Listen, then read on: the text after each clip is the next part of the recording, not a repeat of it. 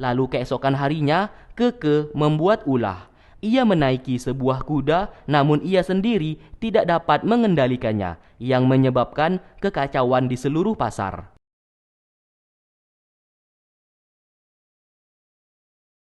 Ia pun bertemu dengan Sanggun yang berhasil menghentikannya.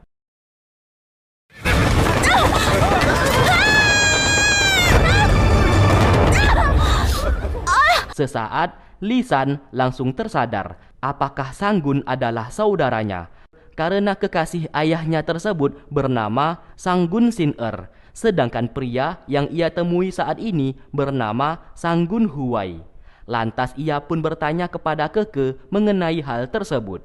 Keke akhirnya menjawab kalau Sanggun adalah anaknya Sin-er, yang kini ibunya Sanggun telah tewas terbunuh oleh pasukan kerajaan, yang ia sendiri juga tidak tahu kenapa pasukan kerajaan melakukan hal tersebut. Mendengarkan hal itu, Lisan langsung menemui Sanggun dan berkata kalau ia adalah saudaranya. Karena mereka memiliki ayah yang sama, yaitu Liman, dan selama ini ia selalu mencarinya. Sanggun lalu menyangkal dan menjawab ia tidak memiliki seorang ayah dan selama ini ia hidup berdua saja dengan ibunya. Lisan pasti salah orang. Lalu Sanggun menyendiri dan merasa kebingungan. Di satu sisi, ia sangat ingin membalaskan dendam kematian ibunya. Di sisi lain, Liman, ayahnya tersebut mencari keberadaannya. Ditambah lagi, ia masih belum mengerti mengenai harta karun benda pusaka yang disuruh oleh ibunya untuk ditemukan. Lalu di malam harinya, Lisan terus berusaha ingin membawa Sanggun karena ayah mereka selalu mencarinya selama ini. Sanggun terus membantah kalau ia tidak memiliki saudara. Di waktu bersamaan, penginapan itu dihebohkan dengan adanya wanita yang tewas terbunuh secara misterius. Tak lama kemudian, murid salah satu dari perguruan di kota tersebut datang ke sana, yang bernama Tien, yang ingin menyelidiki kasus kematian wanita tersebut. Lalu datang lagi murid perguruan lainnya yang dipimpin oleh seorang pria yang bernama Lien, yang juga ingin menyelidiki kasus tersebut. Akhirnya, karena hal itu, mereka pun berebut dan menyebabkan pertengkaran. Wah. Sesaat, Sanggun melihat seorang wanita yang berada di atas atap. Mereka pun segera mengejarnya.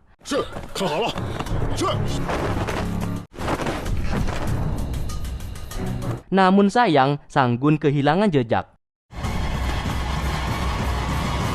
Sesaat ia pun sadar yang dikejarnya tadi mirip seperti Suyu. Lalu tak lama kemudian mereka semua dikepung oleh warga yang terlihat seperti zombie. Sanggun menyadari ada sesuatu hal yang mengendalikan mereka dan berkata untuk tidak membunuh warga di sana. Mereka hanya perlu mencabut jarum di lehernya saja. Karena warga yang mereka lihat ini telah dikendalikan oleh jarum tersebut.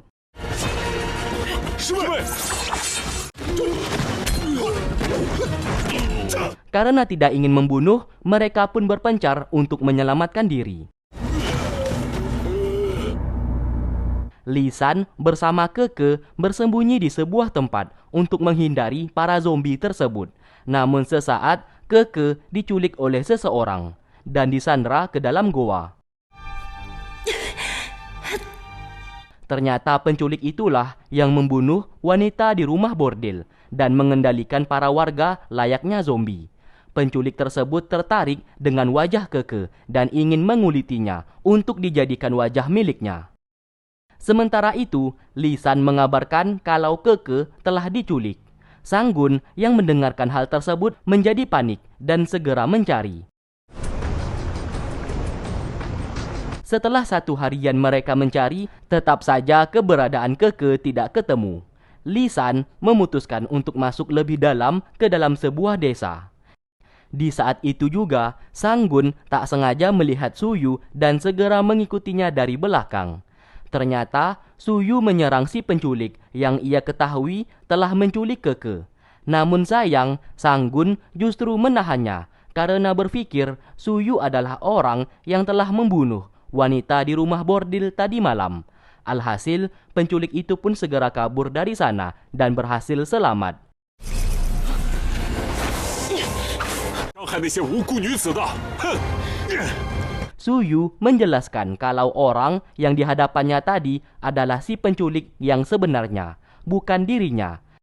Karena Sanggun menahannya tadi yang membuat Suyu menjadi kesal dan membuat tubuhnya tidak bisa bergerak untuk sementara waktu agar tidak mengikutinya lagi.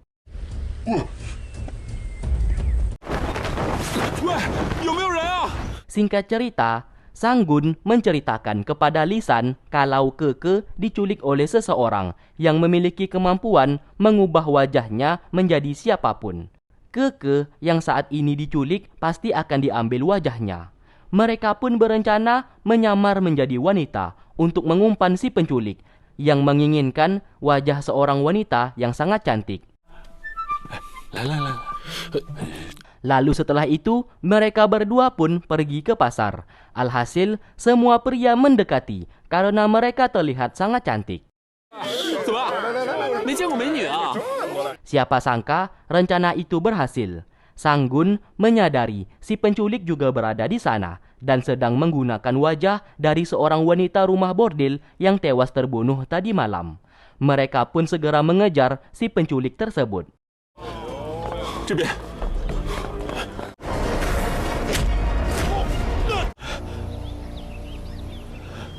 Sesaat, murid-murid perguruan tadi malam datang ke sana untuk membantu mereka melawan si penculik tersebut. Sanggun meminta Lisan untuk segera pergi menyelamatkan Keke. 雨生，这里我来夫人，你赶紧先去救可可吧。 Dalam pertarungan itu, kedua murid perguruan di sana kalah melawan si penculik. Sanggun memiliki sebuah ide. Ia pun sengaja menyerahkan diri dengan tujuan supaya mereka bisa dibawa ke tempat si penculik tersebut.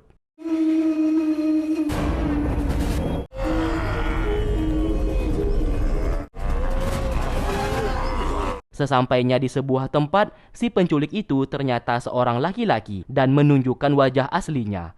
Alasan ia menculik beberapa wanita cantik karena ia sakit hati kepada kekasihnya di saat dulu, karena menganggap wajahnya sangat jelek. Oleh karena itu, ia yang sakit hati akan menguliti wajah wanita tercantik untuk dijadikan wajahnya supaya bisa mengobati rasa sakit hatinya. Sementara itu, Lisan berhasil menyelamatkan Keke dan segera membawanya pergi dari sana.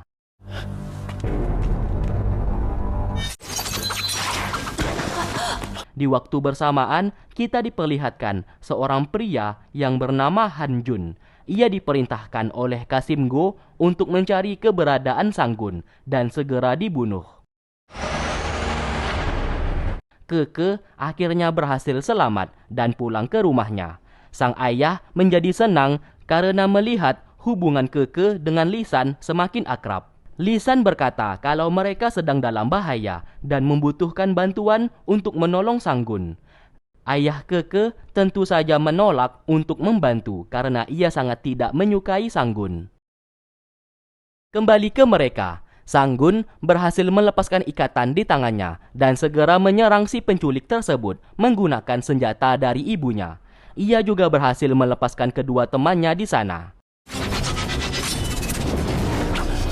Mereka bertiga pun segera bertarung melawan si penculik. Namun sayang, mereka kalah. Bahkan, salah satu tangan pria di sana menjadi putus.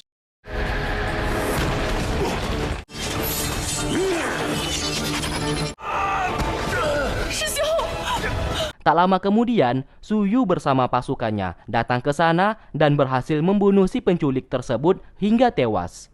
Sanggun yang melihatnya menjadi senang, namun ia seketika pingsan di tempat akibat kehabisan energi. Suyu lalu pergi dari sana setelah mendengarkan seseorang akan datang, yang ternyata itu adalah Lisan bersama Paman Ti.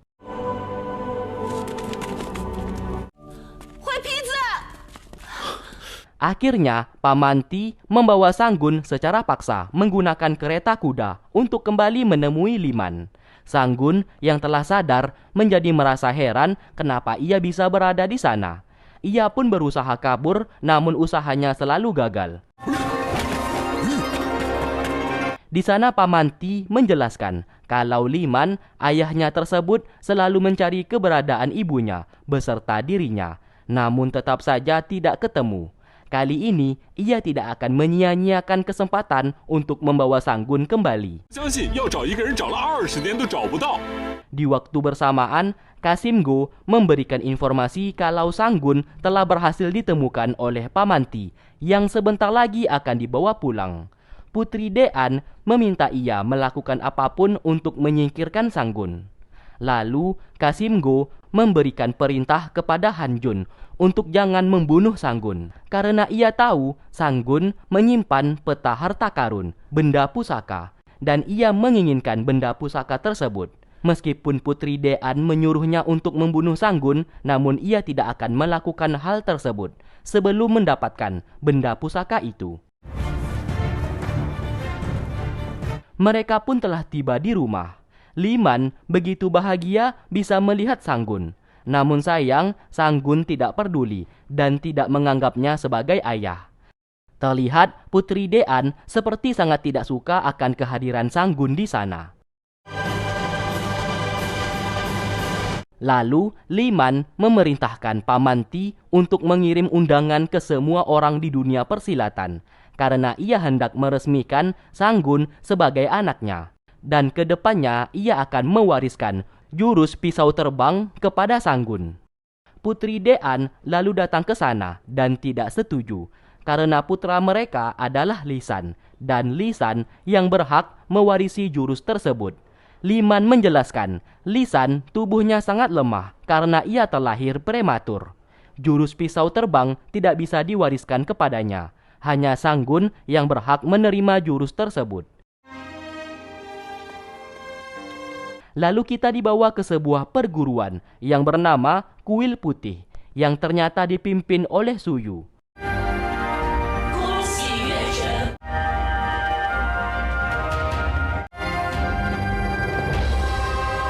Setelah itu, Suyu dipanggil gurunya yang dimana Kuil Putih dibentuk untuk membalaskan dendam kepada si pendekar pisau terbang alias Liman.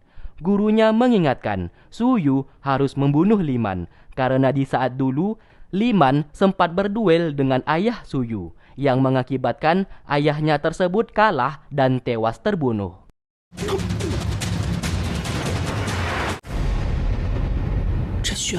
Selain membunuh Liman, ia juga diberikan tugas untuk mendekati Sanggun karena Sanggun memiliki peta harta karun untuk mendapatkan benda pusaka. Dan ia harus merebut benda pusaka itu nantinya. Setelah itu, Liman menghampiri Sanggun dan mencoba mendekatinya agar ia mau menerimanya sebagai ayahnya. Sanggun masih terlihat cuek karena bagaimanapun juga Liman dianggap telah mencampakkan ia bersama ibunya di saat dulu. Dan rasa sakit hati itu tidak akan pernah ia lupakan begitu saja, yang membuat ia bersama ibunya hidup terluntang-lantung. Liman menjelaskan, ia saat ini sudah tua dan ingin mewarisi jurus pisau terbang miliknya kepada Sanggun agar kelak jurus tersebut tetap masih ada. Namun sayang, Sanggun menolaknya dan pergi dari sana. Setelah itu, Liman dipanggil oleh istrinya yang dimana ia sangat tidak setuju kalau suaminya ini mengesahkan Sanggun sebagai anaknya dan mewarisi jurus pisau terbang tersebut kepada Sanggun. Liman berusaha meminta istrinya untuk memaafkan semua kejadian masa lalu dan menerima Sanggun. Namun tetap saja sang istri menolak. Sementara itu, Sanggun kembali melihat senjata pisau terbang pemberian dari ibunya. Dan ia teringat di masa lalu yang dulu pernah bertanya siapa ayah kandungnya. Namun di saat itu, sang ibu tidak pernah menceritakan siapa ayahnya.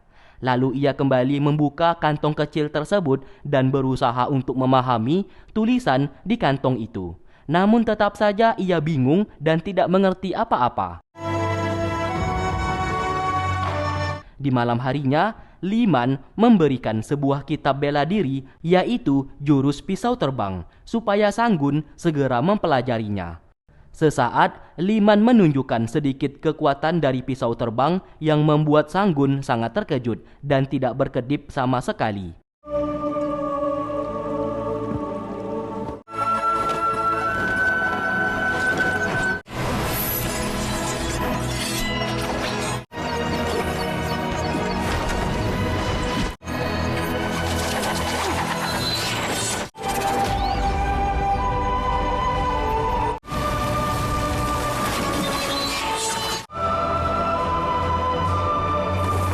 Setelah berpikir panjang, keesokan harinya secara diam-diam Sanggun mempelajari jurus tersebut.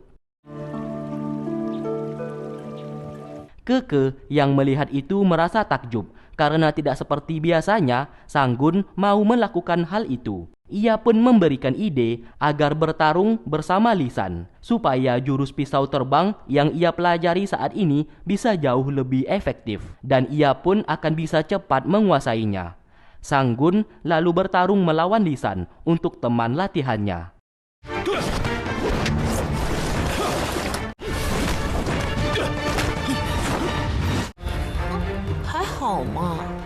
Dari kejauhan, Liman bersama Paman Ti merasa senang melihat mereka berdua. Liman yakin Sanggun akan menjadi pendekar yang kuat di masa depan. Oleh karena itu, ia meminta Paman Ti untuk mempercepat acara peresmian Sanggun menjadi anaknya.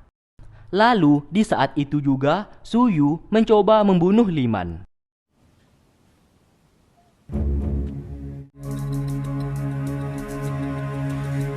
Namun, usahanya gagal. Ia yang ketahuan segera kabur dari sana. 铁叔，不用追了。 Sesaat, Liman merasa heran karena senjata yang digunakan oleh si pembunuh tadi mirip seperti senjata pisau terbang miliknya, namun versi palsunya. Lalu keesokan harinya, Sanggun seorang diri melatih jurus pisau terbang di halaman belakang yang disaksikan langsung oleh Putri Dean. Karena hal tersebut membuatnya menjadi khawatir dan segera memanggil Lisan. Ia berkata keberadaan Sanggun akan membahayakan posisi Lisan untuk menjadi penerus pisau terbang. Lisan menjawab ia tidak membutuhkan jurus tersebut. Yang ia inginkan hanya seorang saudara. Karena sedari kecil ia tidak memiliki teman. Setelah mengetahui ia memiliki saudara, ia pun menjadi sangat senang. Perkataan Lisan membuat sang ibu semakin kesal dan pergi dari sana. Akhirnya, semua tamu undangan dari dunia persilatan telah datang, yang dimana acara tersebut untuk mengesahkan Sanggun sebagai anak kandung dari Liman dan mewarisi jurus pisau terbang. Suyu begitu sangat terkejut karena ia baru tahu kalau ternyata Sanggun adalah anak dari Liman, orang yang ingin ia bunuh. Sesaat, Hanjun, anak buah dari Kasim Go, datang ke sana. Ia menyamar menjadi pendekar dan menanyakan apakah benar Sanggun adalah anak dari Liman. Di sana, Sanggun lalu menjawab kalau ia juga tidak tahu kebenaran tersebut. Namun satu hal yang ia inginkan saat ini yaitu menantang semua pendekar yang berada di sana, supaya ia bisa tahu siapa yang membunuh ibunya waktu itu. Sebagai imbalan, ia akan memberikan peta harta karun yang menyimpan benda pusaka yang dicari oleh semua pendekar saat ini. Tak lama kemudian, Kasim Go datang ke sana untuk meredakan suasana. Ia berkata, Liman tidak bisa seenaknya mengesahkan Sanggun sebagai anaknya, karena semuanya ini harus ada persetujuan dari kaisar kerajaan. Alhasil, Liman tidak bisa mengesahkan Sanggun sebagai anaknya.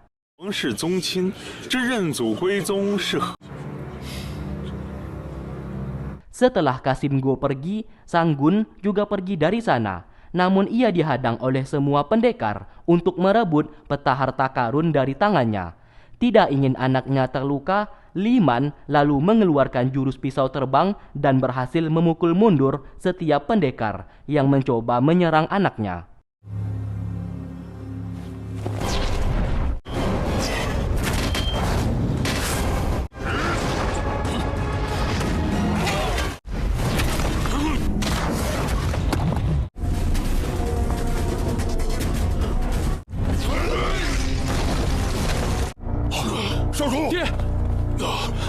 Karena kehebohan tersebut, Sanggun kembali ke kamar untuk mengemasi barang-barangnya dan ia tidak ingin menyusahkan semua orang gara-gara ulah dirinya. Lisan mencoba menahan agar ia tidak pergi, namun Sanggun tetap tidak peduli. Putri Dean yang mengetahui kepergiannya segera memberikan informasi itu kepada Kasim Go. Lalu Kasimgo memberi perintah kepada Han Jun untuk segera mencuri peta harta karun dari tangan Sanggun, dan setelah itu dibunuh. Singkat cerita, kemanapun Sanggun pergi, para pendekar dari belahan dunia tetap berusaha mengejarnya untuk merebut peta harta karun tersebut. Suyu segera datang membantunya melawan para pendekar. 上！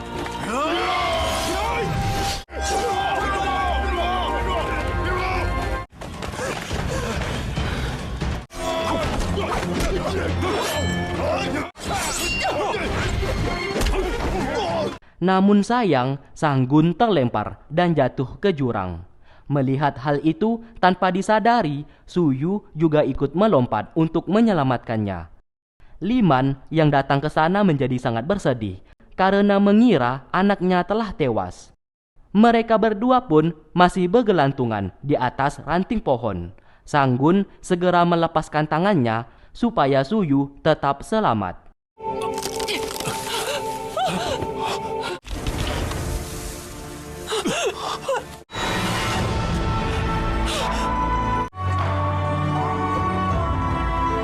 Suyu yang berhasil selamat segera mencari keberadaan Sanggun. Apabila sudah tewas, setidaknya ia ingin melihat jasadnya. Lisan bersama Keke juga berusaha mencari, dibantu oleh warga sekitar. Setelah seharian mencari, tetap saja tidak ketemu. Paman Ti meminta mereka untuk kembali, namun Keke tidak mau. Ia pun pergi mencari seorang diri dan tidak akan kembali sebelum menemukan Sanggun. Di lain sisi, Sanggun ternyata masih hidup dan diselamatkan oleh pria tua yang buta yang bernama Tuan Jiu. Tubuhnya saat ini sudah tidak bisa digerakkan akibat tulang di sekujur tubuhnya telah patah. 你的人只有我。